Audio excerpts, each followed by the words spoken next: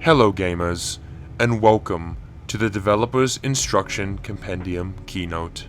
Today we will be exploring one of the most significant achievements in the entire history of the interactive medium, and all the lessons we as game developers and designers can learn from it. But first, some background.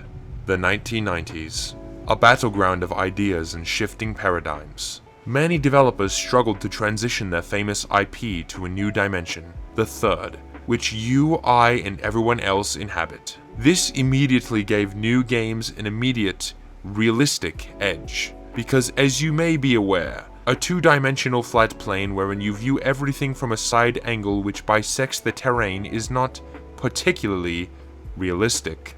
However, what they won't tell you about this era is one simple secret.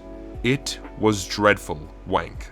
That's not merely an opinion, I'm simply right. I have 7 PhDs in game design from Cambridge and Oxford after all, so you may want to pay attention who you're talking to before deciding to plug in your keyboard and type a rancid supply down below. The idiot masses were deceived into thinking new ideas and fresh takes are everything, and due to their lack of media literacy, forgot one simple fact. Deviation from the established formula is not desirable, as it runs the risk of empowering those in power and deluding them into thinking they can get away with anything. These had no artistic merit, nor significance, nor impact, featuring no comment on some of our real societal issues such as overpopulation, military occupation, and environmental degradation. I felt nothing. It doesn't matter what you think, I am simply right. In my opinion. During this period of time, we received failed experiment after abortive mistake, and no developer was able to transition their series into the new dimension correctly, except for one. This masterpiece of interactive entertainment is what you plebeians have to thank for your mindless Call of Duty simulators and farming simulators, of Duty and Candy Crush, of Duty and Fortnite. Of Duty. It is the one three-dimensional transition that came even remotely close to anything of quality. It is the one three-dimensional transition to prove to me that not all such titles are doomed from their very inception. It is the one three-dimensional transition to shine a spotlight onto the real issues of significance that plague and confound our society today. It is Bubsy 3D.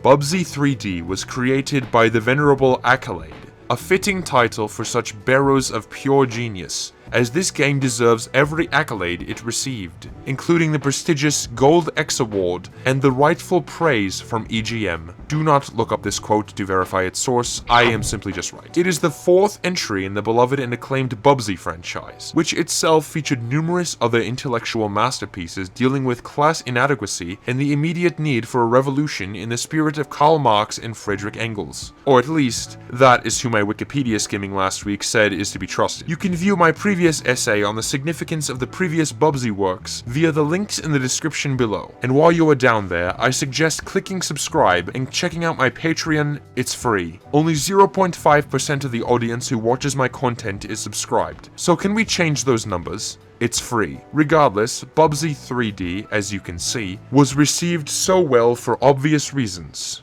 It is beautiful. As you observe the graphical jump this work is, you can see its realistic depiction of the issues of natural decay and the contrast between the beauty of Mother Nature herself. The game starts in a riverside, but slowly progresses to more developed areas, including factories. The lush green outdoors, compared to the suffocating, oppressive interiors of the factories and other buildings, demonstrates a fundamental conflict between the robber baron tycoons in ownership of these mechanical wastelands, and how they crush and suppress the lower class, represented by the decaying yet still functioning natural landscapes. In much the same way, this parallels the experiences of the developers and designers, who themselves were tormented and forced into long inhumane working hours by their corporate overlords. In this experience, they let out all their pent-up frustration and use it as a tool to imbue their product with the significance it has in its final released form.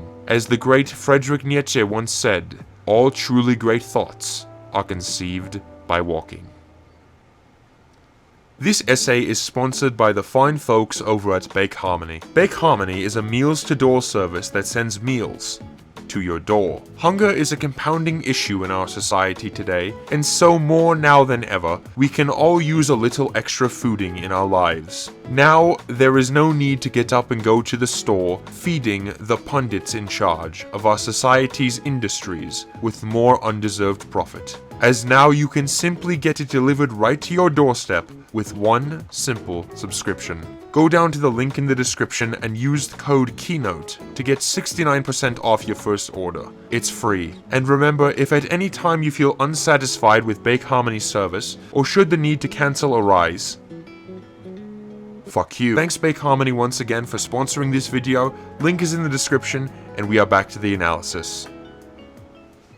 The finest element of Bubsy 3D is its boldness. It is decadent, proudly willing to travel in bold new directions no one else would. That is what truly defines the greatest art. It takes risks. It is unafraid of alienating those in the audience who may simply not understand the significance of the message at play. Bubsy 3D is itself the embodiment of said idea, and it soars to the heights no other designer could, nor can, nor ever will. The objective is to navigate a maze of enemies and set pieces, which ultimately culminates in an exit from the area. This design philosophy has not been seen before, is not seen today, and will not be seen ever again. It is simply too ingenious to be replicated, and is further evidence of Bubsy 3D's sheer lateral solutions that come from pure lateral thinking and media literacy. It conditions the player to expect no free wins via its immense difficulty, which mirrors the experience of much of the working class in their dead-end jobs that pay less than minimum wage. Capitalism, stinky. It is under it that we as a collective receive foul corporate product masquerading as art with a message that needs to be said, but ultimately is repugnant refuse which provides naught but ogle-bogle. Filth which is abstentious to meaning and averse to soul, thereby leaving the populace lacking in media literacy and instituting embourgeoisement. Bubsy 3D is the only game within the last 1000 years to challenge such preconceived notions, and in doing so it becomes the final truly worthwhile, polyphyloprogenitive piece of art. It is the only video game worth playing and is therefore the template all others should follow. However, that is not what has happened. The industry is in shambles. It is declining and is on the path of irredeemability, and the refusal to take proper lessons from what we can learn from Bubsy 3D into account is the precise reason as to why such a decline is happening. It is enough to give me trichotillomania, and it should be for you as well. The industry is in dire need of a new renewal, and if and only if it can look back and learn the correct lessons from a simple game featuring a bobcat who is effectively in the position of an all-powerful god. This is not merely my opinion. I am simply right. That will be all for this video essay. Thank you all for engaging your time and sparing your neurons to listen to an argument that needed to be said. Remember, only negative 5% of my audience is subscribed, so make sure to subscribe so you can subscribe and get updates from my future video essays as you're subscribed. Also, do not forget to donate to my Patreon to become a supporter of my content and support the creation of more important video essays. It's free. This has been the Developer's Instruction Compendium Keynote, and I bid thee farewell. Stay educated, my pupils, and I shall meet you in the next video essay exploring the genius socioeconomic critique present in big rigs over the road racing. Toodaloo. By the way, fuck capitalism.